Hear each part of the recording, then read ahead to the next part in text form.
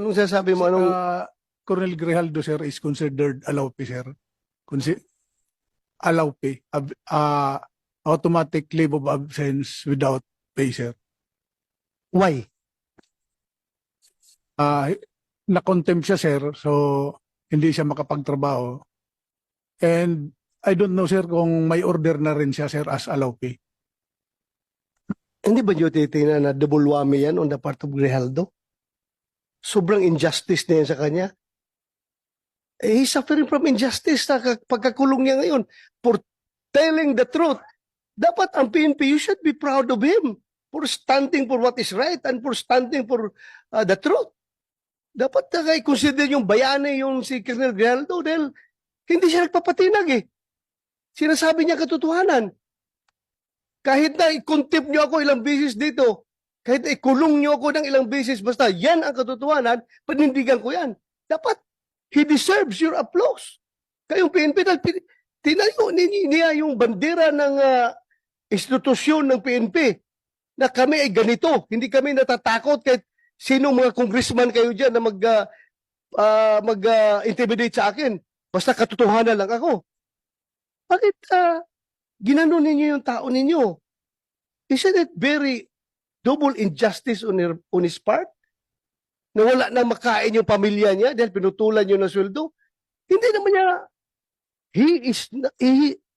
he did not violate any law. To tell you frankly. Ay, interpret na ninyo yung batas to the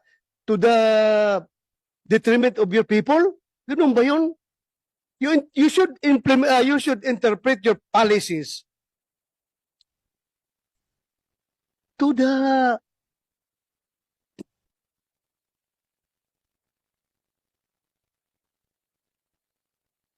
advantage of your people. Tingnan nyo, you should be liberal enough to interpret your own policies. Hindi yung porki nakakulong, i-apply ka agad yung no work, no pay, i-apply ka agad ninyo yung, ano ba yung policy natin dyan pag nakakulong? Eh, sabi nyo, yung naka-incarcerated na tao or kuan is automatic, putol ang kanyang sweldo. Kawawa naman yung tao. Yung ginagawa natin yung policy na yan, ha? The intent of that policy is to make sure na yung mga eskalawag na pulis natin na nakakulong ay hindi na mag-enjoy sa sweldo niya.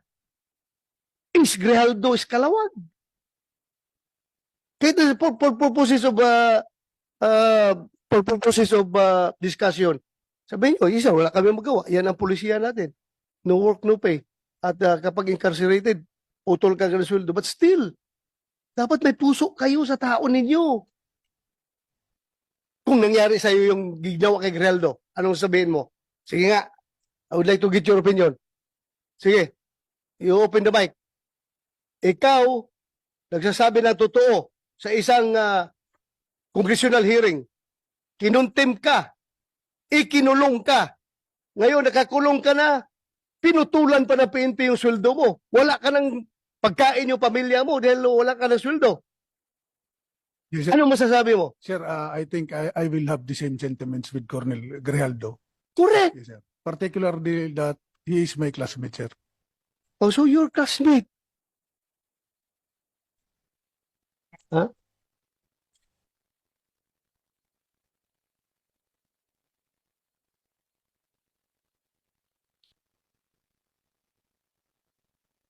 Alam mo, kayo dapat dapat manindigan kayo para sa tao ninyo. Not even the House of Representatives, not even the Senate could force you to do injustice to your people. That is double injustice. Ang ginagawa niyo. Tumayo kayo. Ano lang sabihin ng mga patrolman ninyo ngayon doon sa baba? Ganito na lang among PNP, walang bayag. Kinakawawa na nga kami. Kinakawawa pa kami ng sariling ahinsya namin. Kapaka-heartless naman ninyo kapag ganun. So, classmate mo si Grijaldo. So, ano ngayon? Hindi kayo naawa.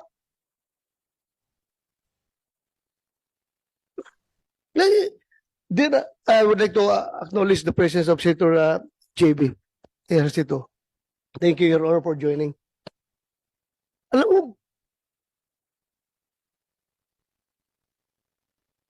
okay, that is why I required the Chief PNP to be here. I would like him to explain his side properly. Dapat. Because as a commander, it's very basic. Dalawa yung ating function as a commander. Number one is the accomplishment of the mission. And number two is the welfare of our men. Dalawa yan. Magkatabi yan. Accomplishment of the mission, welfare of our men. Anong welfare ang ginawa niyo kay Grijaldo? Hindi ba talagang nilaglag ninyo siya? Dahil as I have said, you should be proud of him. Hero ninyo siya. Porke galit sa kanya yung Quadcom, galit na rin kayo sa kanya. Tama ba yun na behavior ng isang institusyon na dapat tinitingnan ang kabutihan ng kanyang mga membro? I don't see any reason behind bakit ganun kayo mag-treat ng tao ninyo.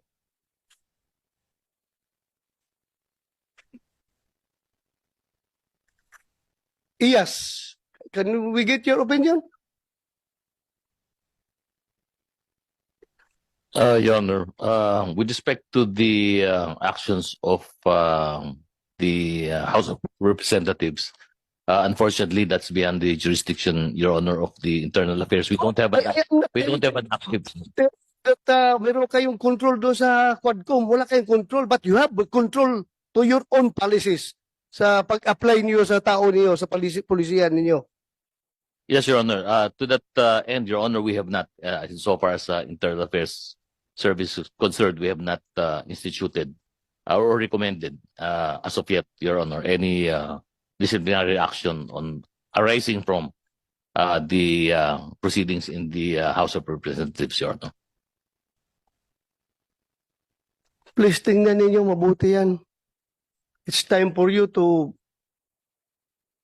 show to the world that the Philippine National Police is indeed an institution that takes care of its own people. Huwag naman ninyong ganyanin yung tao ninyo. Ikinungulong na nga.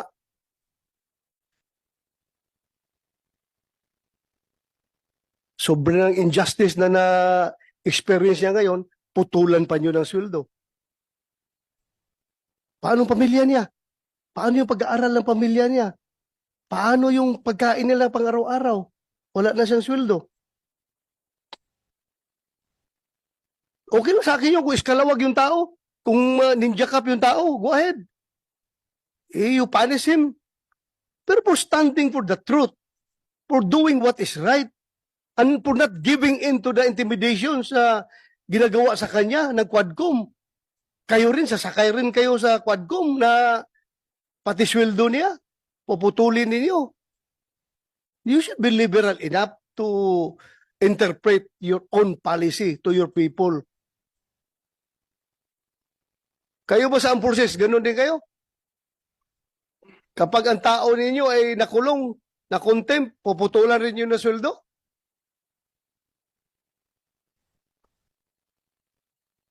Anybody from the armed forces can speak up? General Mortelo, sir, from the Yes. AFP. In our case, sir, it's all based on the legal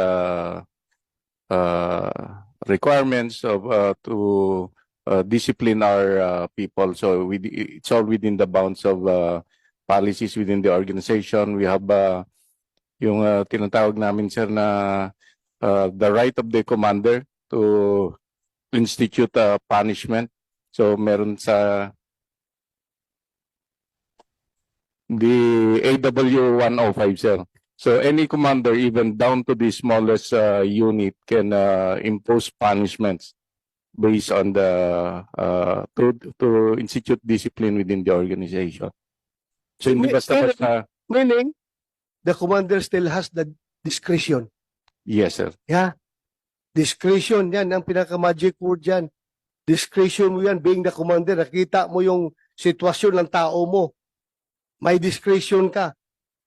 Di ba? Yes, sir. Alam natin, paglaban natin mga tao natin. May mga tao tayo na hinaharas ng mga politiko doon sa baba. May mga tao tayo na kung ano-ano na pinagpapail na kaso. Ito, kaso talaga sa korte ha. Harassment cases dahil nga, ako mismo, may mga kaso ako noon na harassment cases from politicians because hindi ako nag-give in sa kanilang kagustuhan, sa kanilang pansariling kagustuhan. Hindi ako nag-give in. Kinasuhan ako. Pero, at least ang PNP namin noon ay hindi ako pinutulan ng sweldo. May kaso nga ako eh. Pero hindi ako pinutulan ng sweldo. Dahil nakita naman ng PNP leadership na itong tao na ito nagtatrabaho lang. Nasagasaan ang politiko. Ngayon, nagalit ang politiko, rumisbak, kinasuhan. So bakit ko puputulan ng sweldo itong tao na nagtatrabaho? Sa taong matino. You have the discretion being the commander. And your discretion, using your discretion, you should consider always accomplishment of the mission and welfare of your men. Yung pagpuputol yun ng sweldo kay Grijaldo, what mission have you accomplished? Meron kayo mission na na-accomplish doon? Wala. Wala.